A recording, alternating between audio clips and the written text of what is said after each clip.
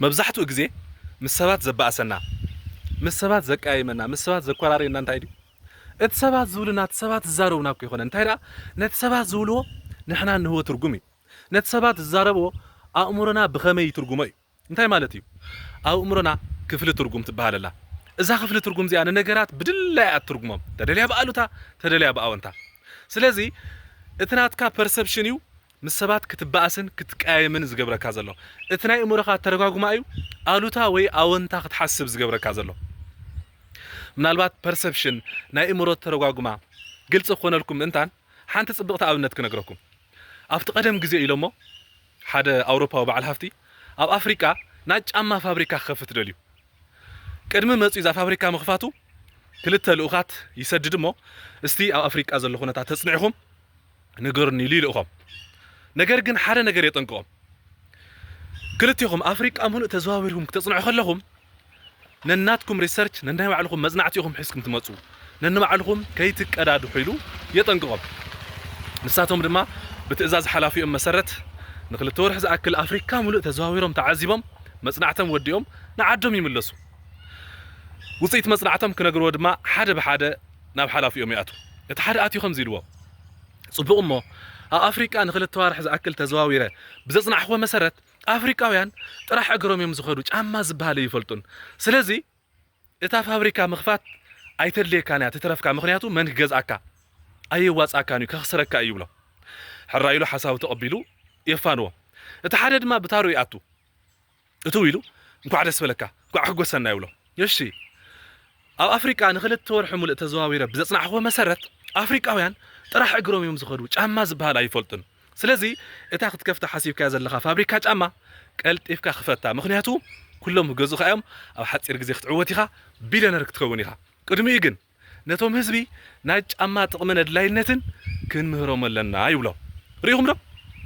كلتي يوم لخاتكو أفريقيا مول تزواويرهم زرائيو حدا عينتيو نجرجن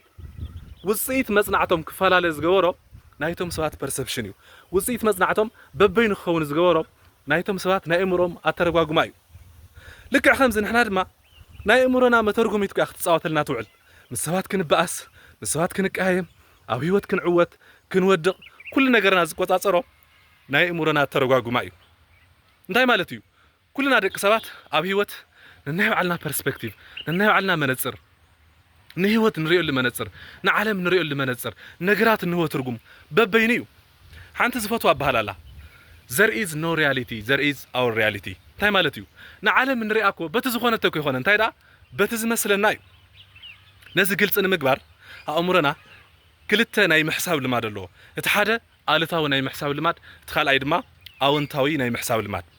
آلتاو ناي محساب لماد زلهم عين السبات كل جزء نجارات بآلتاو شنوهم من نارأيو جيجاز اللي شو أفرز دليو فولت فايندر عين السبات يوم زم سبات يوم أبز خود انت خود بكا آلوتا نجار طرحهم نامرت زوريو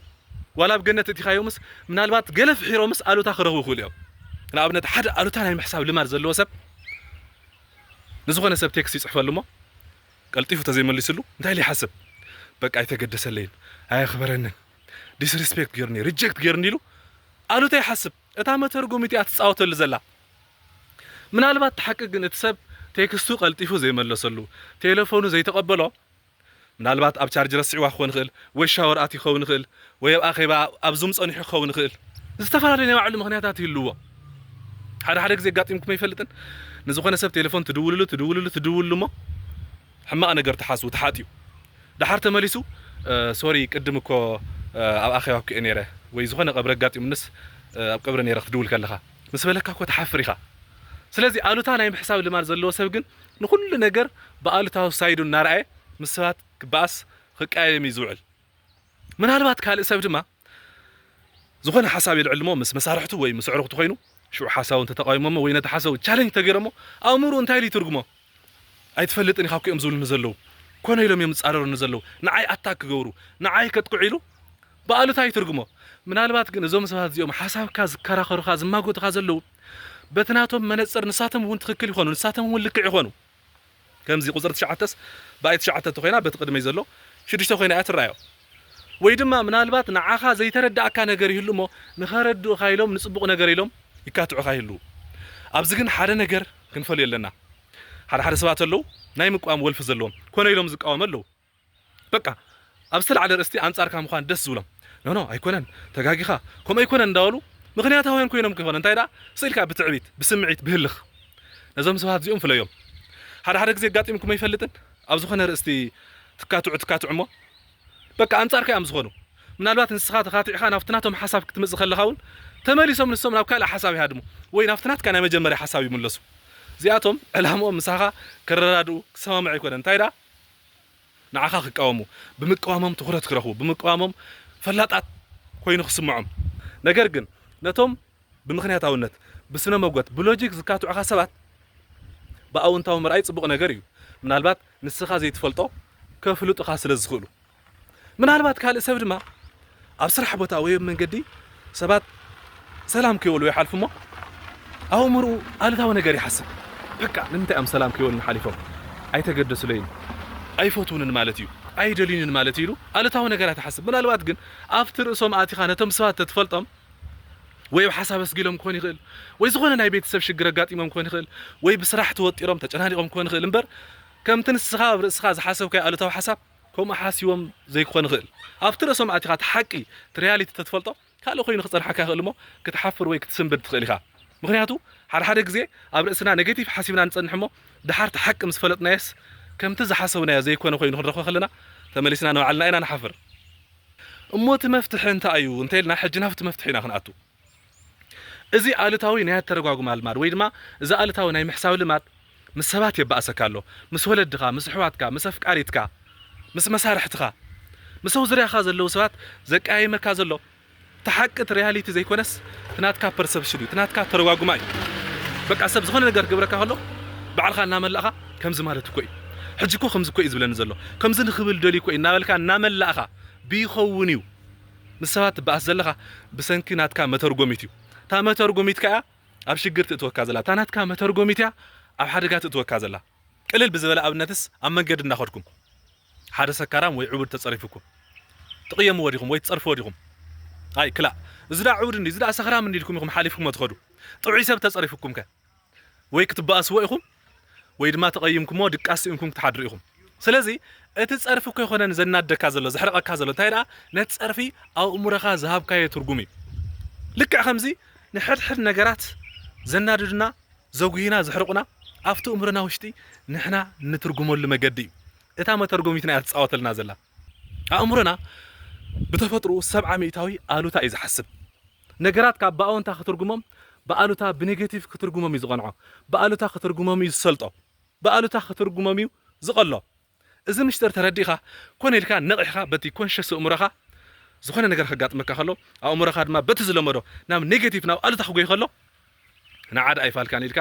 ብናይ ኣወንታ ገመድ ጎቲትካ ኣወንታ ክሓስብ ኣእምሮኻ ትሬን ግበሮ ኣለማምዶ እዚ ግን ከም ምዝራብ ቀሊል ኣይኮነን ምክንያቱ ኣእምሮኻ ነዊሕ ዓመታት ብኣሉታ ናይ ምትርጓም ልማድ ብኣሉታ ናይ ምሕሳብ ልማድ ሒዙ ስለ ዝመፀ ብሓደ ግዜ ክልወጠልካ ይኽእልን እዩ እንታይ ደኣ ብልምምድ ብምድግጋም በቃ ዝኾነ ነገር ከጋጥመካ ከሎ ኣእምሮኻ ኣሉታዊ ሓሳብ ክመፀካ ከሎ ኖ ምናልባት ከም ዝኸውን ይኽእል እዩ ንኣብነት ቴክስት ጌርካሉ ተዘይመልስ ኢልካ ወይ ቴሌፎን ተዘይተቐቢልካ ኔጌቲቭ ካብ ምሕሳብ ምናልባት ኣይራእየን ዝኸውን ወይ ፅንሕ ኢለ ክድውለሉ ኢሉ ዝኸውን ገለብ ኣኼባ ይህሉ ይኸውን ኢልካ ምሕሳብ ትኽእል ኢኻ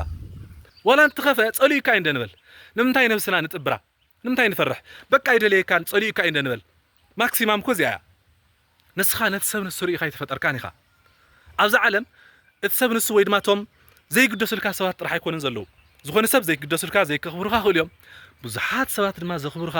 ዝግደሱልካ ከም ዘለዉ ምስትውዓል የድሊ ህይወት ኩሉ ግዜ